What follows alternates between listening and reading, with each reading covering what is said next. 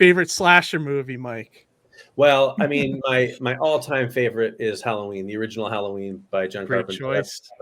That's what got me into slasher films, and I still think the original Halloween is the best horror movie of all time, in my opinion. So that's, and then the Halloween franchise I'm obsessed with. It's my favorite franchise by far. But second favorite would be the original Scream. Just because of the way it was a great slasher film and then deconstructed the entire genre at the same time.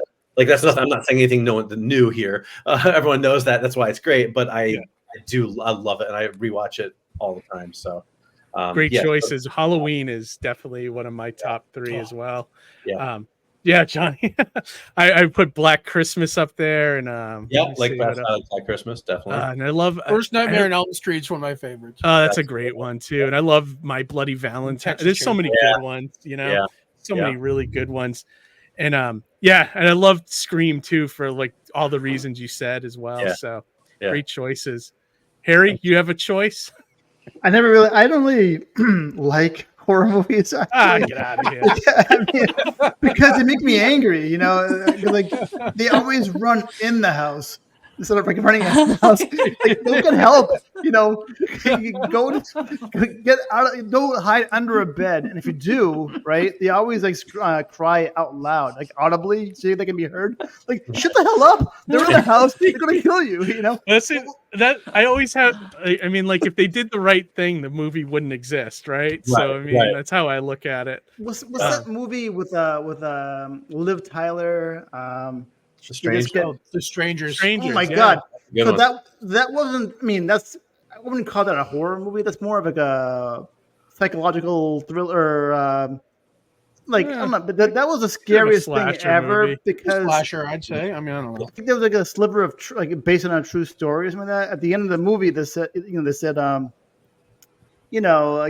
killer was never caught, or these people were never caught. I'm like, holy like anything that's believable, like scares the hell out of me. You know what I mean? Like, well, I guess the only real thing about that story was the fact that someone knocked on the writer's door at 3 in the morning, and that was it. Like that. Then they built the whole movie around that. So, but to your point, one movie I would recommend that's sort of in the vein of Scream. Have any of you guys seen Leslie Vernon, or The Rise of Leslie Vernon Unmasked? Isn't that a great movie? Oh my God, it's brilliant. I love it. I love that movie. It kind of takes the premise of Scream but goes another level with it, like actually doing like the Office kind of thing where you get a peek behind it's great. It's great so stuff. good. It's so good. Yeah. The Behind the Mask, The Rise of Behind the Mask. Yeah, that's what it is. Yeah. If you guys haven't seen it, I highly recommend it. Yeah.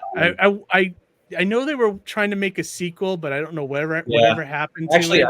I interviewed the director about the sequel before it got made, because it hasn't been made yet, and it was just a funding thing, and I guess it's never gotten off the ground. It's a shame. Yeah, I know, it's right before it. Such a great movie. But anyways, I digress. Anyone, Ari, Sara, do you guys like slasher movies? I'm more into gothic horror. I'm a really, really big fan of gothic horror, Edgar Allan Poe, gotcha. that kind of thing. Ari, weren't you just at Poe's house? I was just at Poe's house in the Bronx. I was down at Poe's house in Baltimore last October for the awards and the PoeCon down there. I really like gothic horror. That Poe, the House of Usher on Netflix was excellent. If you haven't seen it, you should. It was a really, really, really good show. That's the kind of horror that I'm into.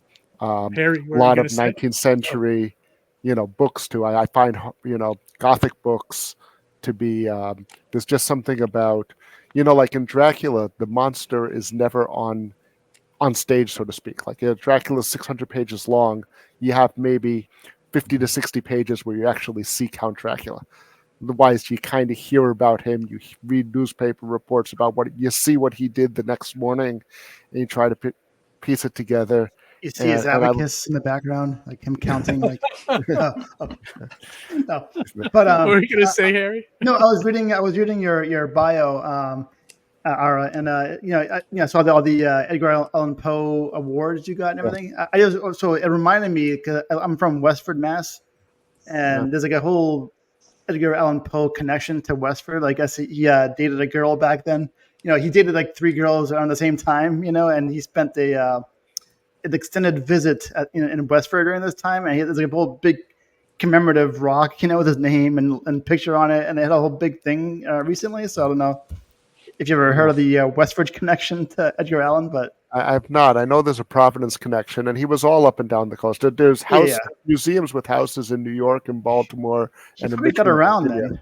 With ladies, you moved up and down. Where are the publishing centers, right? And that was actually a lot of it was they were moving around. His wife, who was also his cousin, who was much younger than him, had she was very sick, and they were trying to find a place for her. He also moved where the jobs were for publishing. He got his first poem published in Boston, which was a big publishing center back then.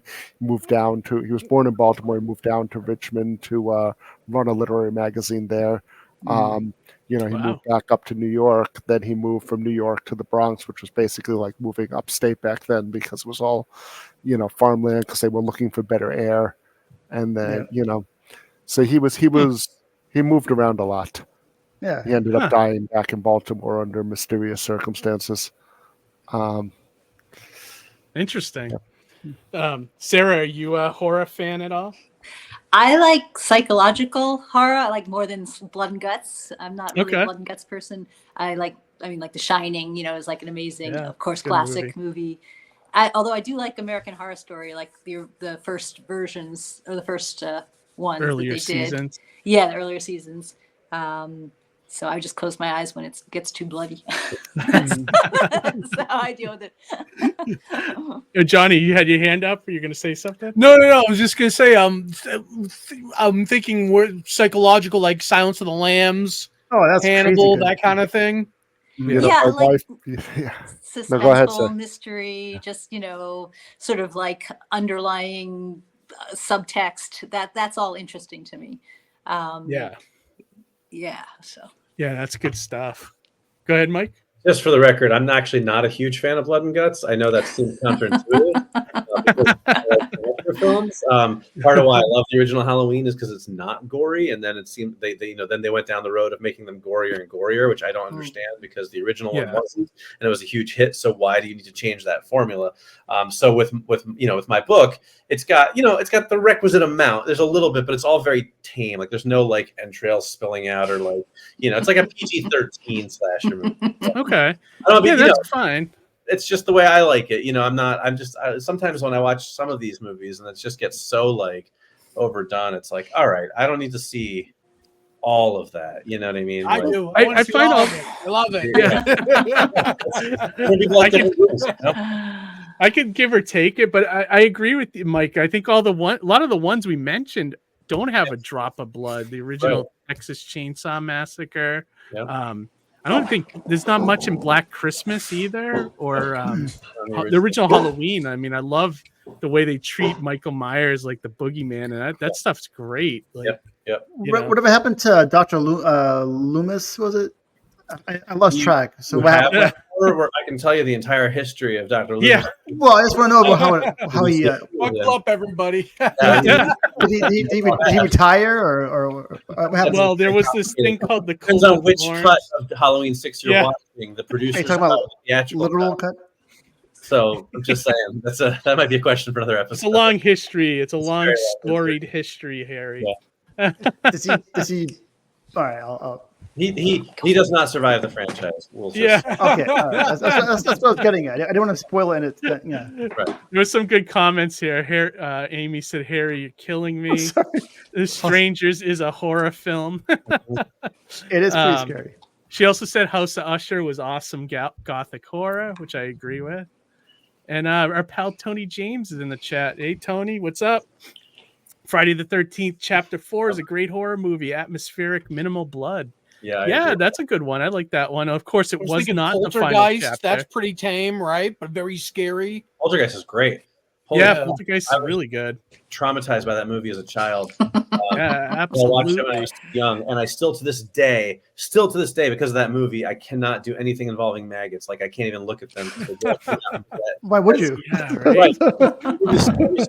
I hadn't watched it since I was 8 years old, and then I watched it again last year for the first time, and I was blown away by how good of a movie it is. Oh, it's absolutely a classic. It is amazing. I was like, I was blown away. I love that the parents are rolling joints at the beginning.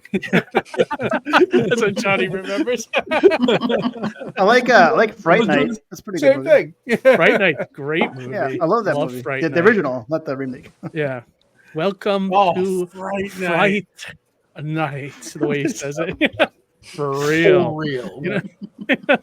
Great stuff. Like the Johnny, scariest thing- you were there, right? The year they were all at Saratoga. I wanted to go so bad. Yes. There was a semi reunion in Saratoga. It was pretty awesome. The scariest thing as a kid growing up was when the Karate Kid guy got killed by the stake to the heart, or a stake. I forget the guy's name. He was in Karate who are Kid. you talking about? The guy in Fright Night that got impaled by the Ralph Macchio? No. It was some other. Karate Kid? He was one of the Cobra Kai kids, and he got impaled by in Fright Night. Remember that? No, you talking about I know who you're Jeffrey? talking about. Okay, because I forget his name. And like he had Is he talking about Stephen Jeffrey? One of the Cobra Kai group. Yeah. He was Stephen Jeffrey. Okay. Was it Stephen Jeffries? When he's when he would turn into the wolf, and then Peter Vincent stabbed him with the. I think he fell or something, or he got impaled by this thing, and he as a kid. Yeah, he fell down the stairs. He got impaled by like the the whatever it was. railing or whatever. Yeah. Yep. It's good stuff. But we digress. This show's all over the place tonight. Previously, all right. Mascots. The fearless robot Boom found himself in dire straits after a bullet struck him during a fierce battle with Lana Lennon in issue 6. The impact compromised his targeting system, throwing his precision and control into disarray. Suddenly, a new threat emerged. With no time to waste, Boom makes the decision to have the bullet removed and take his chances with the glitch in his personality matrix. Boom's transformation has set the stage for an epic new chapter, and the story continues in Mighty Mascots issue 10. Issue 10 is a triple-sized anniversary extravaganza, featuring all new content by the same great creative team you know and love. Dive into a thrilling news story and enjoy 2 exciting backup tales by DC Miller and the Ogle brothers. Choose from 2 stunning alternate covers that capture the essence of this landmark issue, with artwork by Gazbot and Angry Dad Comics. Plus, we've got incredible new perks, including exclusive 3D printed Breakfast Brawler figures. There are 8 figures available in 4 sets. Buy them all to receive a bonus glow in the Dark Mondo figure. And that's not all. Catch up on back issues, grab limited collectibles, and immerse yourself in the Mighty Mascots universe like never before. Support the Mighty Mascots issue 10 on Indiegogo and be a part of this groundbreaking journey.